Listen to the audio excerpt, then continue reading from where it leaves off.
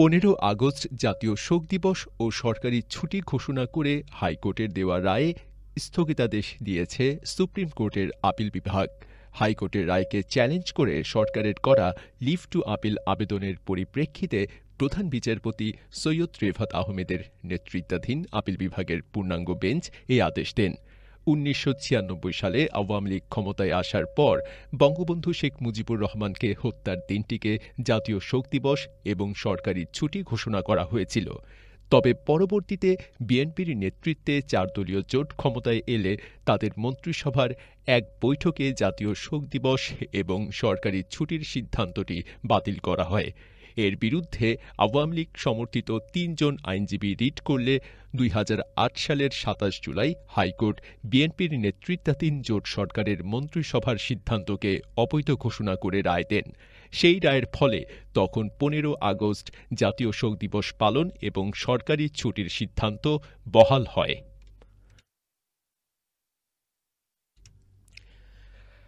ভারতের আদানি গ্রুপের সঙ্গে ২৫ বছরের চুক্তি আদালত থেকে বাতিল না হলে যে দামে বিদ্যুৎ আমদানি করা হচ্ছে তা দ্রুত কমাতে চাইবে বাংলাদেশ। বাংলাদেশের বিদ্যুৎ ও জ্বালানি বিষয়ক উপদেষ্টা মোহাম্মদ ফাউজুল কবির খান রয়টার্সকে কথা জানিয়েছেন। চুক্তিটি বাতিলের জন্য গত সপ্তাহে একজন আইনজীবীর আবেদনের পরিপ্রেক্ষিতে বাংলাদেশের হাইকোর্ট চুক্তিটি পুনর্মূল্যায়নের জন্য একটি বিশেষজ্ঞ কমিটিকে নির্দেশ দিয়েছেন। আগামী ফেব্রুয়ারি মাসের মধ্যে তদন্ত শেষে এ ব্যাপারে আদালত আদেশ দেবেন বলে আশা করা হচ্ছে। আদানি গ্রুপের বিরুদ্ধে আমদানি করা কয়লার বেশি দাম দেখানোর অভিযোগ রয়েছে। ১৬০০ মেগাওয়াট সক্ষমতার এই বিদ্যুৎ কেন্দ্র বাংলাদেশের মোট বিদ্যুৎ চাহিদার ১ পূরণ করে।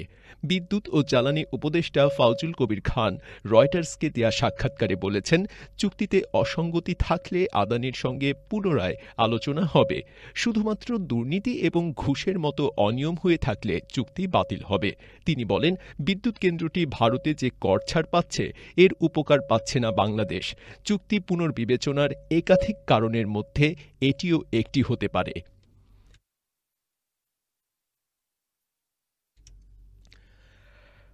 বাংলাদেশে উন্নয়ন বাজেটের ৪০% অর্থ তছরূপ হয়েছে।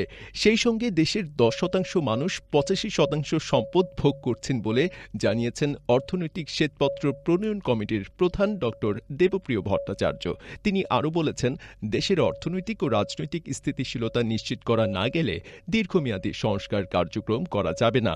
পরবর্তী জাতীয় বাজেট আসার আগে দেশের অর্থনৈতিক সংস্কারে বর্তমান সরকার কি কি উদ্যোগ নেবে সেগুলোকে স্পষ্ট করতে হবে। সোমবার রাজধানীর শেরেবাংলা নগরের এনইসি সম্মেলন কক্ষে শ্বেতপত্র প্রণয়ন কমিটির সংবাদ সম্মেলনে ড দেবপ্রিয় ভট্টাচার্য এসব কথা বলেন। সংবাদ সম্মেলনে কমিটির সব সদস্য সংক্ষেপে তাদের প্রতিক্রিয়া জানান। এর আগে রোববার দেবপ্রিয় ভট্টাচার্যের নেতৃত্বে শ্বেতপত্র প্রণয়ন কমিটি ৩ মাসের অনুসন্ধান শেষে তাদের চূড়ান্ত প্রতিবেদন প্রধান উপদেষ্টা ড মোহাম্মদ ইউনূসের কাছে হস্তান্তর করে। শ্বেতপত্রে দেখানো হয়, শেখ হাসিনার নেতৃত্বাধীন আওয়ামী সরকারের সময়ে গড়ে প্রতি বছর ১৬ বিলিয়ন মার্কিন ডলার পাচার হয়েছে।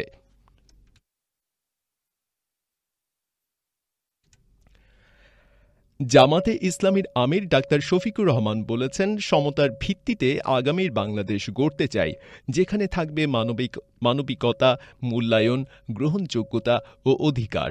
কোনো বৈষম্য থাকবে না। সবাই কাঁধে কাঁধ মিলিয়ে স্বাধীন বাংলাদেশে বসবাস করবে। তাহলেই ছাত্র জনতার গণ অভ্যুত্থানের রক্তের সঠিক মূল্যায়ন হবে। সোমবার ঝালকাঠিতে এক সমাবেশে প্রধান অতিথির বক্তব্যে এসব কথা বলেন শফিকুর রহমান। জামাতের আমির বলেন, ২০০৬ সালের ২৮ অক্টোবরের পর থেকে ২০২৪ সালের ৫ আগস্ট পর্যন্ত দেশের মানুষ ছিলেন জালিম সরকারের কারাগারে। খুন, গুম, নির্যাতনে মানুষ দুর্বিষহ জীবনযাপন অতিক্রম করেছে। মেধাকে মূল্যায়ন না করে দলের অন্ধ ভক্তদের সুযোগ সুবিধা ও চাকরি দেওয়া হতো। এ বৈষম্য ছাত্র ও যুবকরা মেনে নিতে পারেনি। এজন্যই বৈষম্যের বিরুদ্ধে প্রতিবাদ করতে নেমে হাজারো ছাত্র জনতা জীবন উৎসর্গ করেছে। জয় বাংলাকে জাতীয় স্লোগান ঘোষণা করে হাইকোর্টের দেওয়া রায় স্থগিত চেয়ে আবেদন করেছে রাষ্ট্রপক্ষ। সোমবার অতিরিক্ত অ্যাটর্নি জেনারেল ব্যারিস্টার অনিক আর হক এই তথ্য জানিয়েছেন। তিনি বলেন, আগামী রোববার আবেদনটি শুনানির জন্য আপিল বিভাগের কার্যতালিকায় আসবে। ২০২০ সালের ১০ মার্চ জয় বাংলাকে জাতীয় স্লোগান ঘোষণা করে রায় দেন বিচারপতি FRM নাজমুল আহসান ও বিচারপতি KM কামরুল কাদেরের সমন্বয়ে গঠিত হাইকোর্ট বেঞ্চ। গুমের অভিযোগে র‍্যাব ২ এর সাবেক পুলিশ সুপার মহিউদ্দিন ফারুকী ও বরিশাল রেঞ্জের অতিরিক্ত পুলিশ সুপার আলেপ উদ্দিনকে আন্তর্জাতিক অপরাধ ট্রাইব্যুনালে হাজির করা হয়েছে। সোমবার আন্তর্জাতিক অপরাধ ট্রাইব্যুনালে তাদের হাজির করার তথ্য জানিয়েছেন প্রসিকিউটর আবদুল্লাহ আল নোমান। এর আগে গত ২৮ নভেম্বর বিচারপতি মোহাম্মদ গোলাম মর্তুজা মজুমদারের নেতৃত্বাধীন আন্তর্জাতিক অপরাধ ট্রাইব্যুনাল তাদের হাজির করার নির্দেশ দিয়েছিলেন।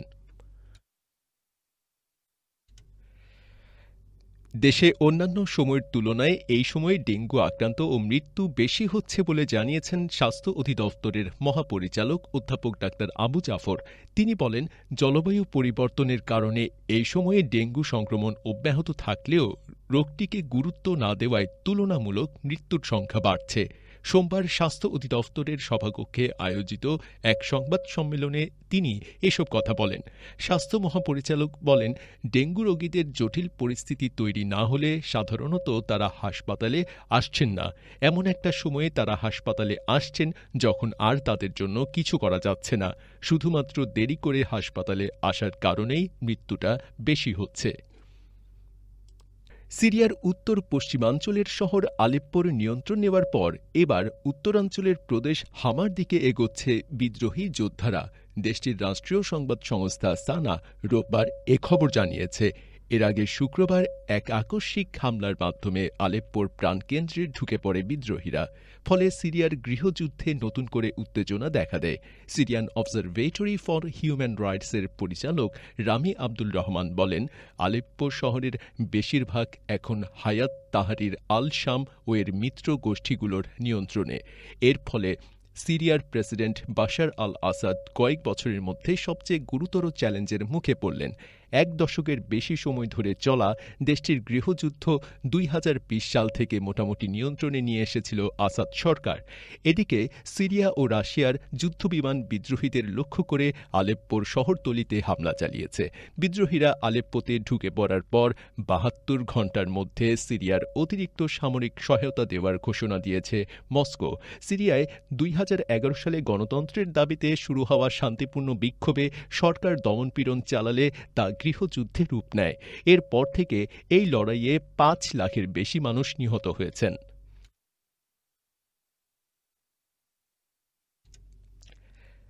এদিকে সিরিয়ায় রুশ বাহিনীর অভিযানের দায়িত্বে থাকা জেনারেলকে বরখাস্ত করেছে মস্কো। যুদ্ধ সংক্রান্ত রুশ ব্লগাররা রোববার এ খবর দিয়েছেন। বিদ্রোহীরা সিরিয়ার দ্বিতীয় বৃহত্তম নগরী আলেপ্পোর নিয়ন্ত্রণ নেওয়ার পর দেশটিতে রুশ বাহিনীর অভিযানের দায়িত্বে থাকা জেনারেলকে বরখাস্তের খবর সামনে এলো। সিরিয়ার প্রেসিডেন্ট বাশার আল আসাদের প্রধান মিত্র রাশিয়া। সিরিয়ায় রুশ বাহিনীর দায়িত্বে থাকা যে জেনারেলকে বরখাস্তের খবর পাওয়া গেছে তার নাম সের্গেই কিসেল। ৫৩ বছর বয়সী কিসেলকে তাঁর দায়িত্ব থেকে সরিয়ে দেওয়ার খবরটি এসেছে রাইবার টেলিগ্রাম চ্যানেলে। চ্যানেলটি রাশিয়ার প্রতিরক্ষা মন্ত্রণালয়ের ঘনিষ্ঠ। রুশ সামরিক ব্লগগুলো কিসেলের কর্মক্ষমতা নিয়ে সমালোচনায় মুখর ছিল। তিনি আগে ইউক্রেনের কার্কিভ অঞ্চলে রাশিয়ার প্রথম গার্ডস ট্যাঙ্ক আর্মির নেতৃত্ব দিয়েছিলেন। ২০২২ সালের শেষ দিকে ইউক্রেনীয় সেনারা পাল্টা আক্রমণ চালিয়ে সেখান থেকে রুশ বাহিনীকে হটিয়ে দেন।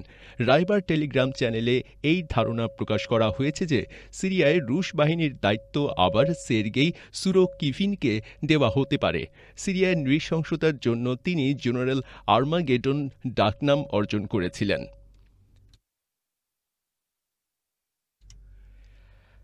ফিলিস্তিনের অবরুদ্ধ গাজা ভূখণ্ডে ইসরায়েলি বর্বর হামলায় কমপক্ষে আরও ৪৭ ফিলিস্তিনি নিহত হয়েছেন। এতে করে গাজায় নিহতের মোট সংখ্যা ৪৪,৪০০ ছাড়িয়ে গেছে। এছাড়া গত বছরের অক্টোবর থেকে চলা এই হামলায় আহত হয়েছেন আরও লক্ষাধিক ফিলিস্তিনি। রোববার এক প্রতিবেদনে এই তথ্য জানিয়েছে বার্তা সংস্থা আনাদোলু। প্রতিবেদনে বলা হয়, অনেক মানুষ এখনও ধ্বংসস্তূপের নিচে এবং রাস্তায় আটকা পড়ে আছেন কারণ উদ্ধারকারীরা তাদের কাছে পৌঁছাতে পারছেন না। ছেলে হান্টারকে আনুষ্ঠানিকভাবে ক্ষমা করেছেন মার্কিন প্রেসিডেন্ট জো বাইডেন। রোববার এক বিবৃতিতে তিনি কথা জানান। হান্টারের সাজার ঘটনাকে তিনি সুষ্ঠু বিচার নিশ্চিত করতে আদালতের ব্যর্থতা বলেও মন্তব্য করেন। দুটি ফৌজদারি অপরাধে হান্টার বাইডেনের কারাদণ্ড হয়েছে। এর আগে ছেলের বিচার কাজে হস্তক্ষেপ করবেন না বলে জানিয়েছিলেন বাইডেন। এক বিবৃতিতে বাইডেন বলেন, হান্টারের মামলার তথ্য যাচাই করলে যে কেউ বুঝতে পারবেন শুধু আমার ছেলে হওয়ার কারণে তাকে লক্ষ্যবস্তু করা হয়েছে, আর এটা ভুল। বাইডেনের এমন সিদ্ধান্ত মার্কিন বিচার ব্যবস্থার স্বাধীনতাকে প্রশ্নের মুখে ফেলবে। হান্টার বাইডেন এবছরের শুরুতে মাদক সেবন ও অস্ত্রের বিষয়ে মিথ্যা তথ্য দেওয়ার অভিযোগে অভিযুক্ত হন। এছাড়া কর ফাঁকির ঘটনাতেও তিনি দোষী সাব্যস্ত হন, তবে তাঁর কারাদণ্ড হয়নি।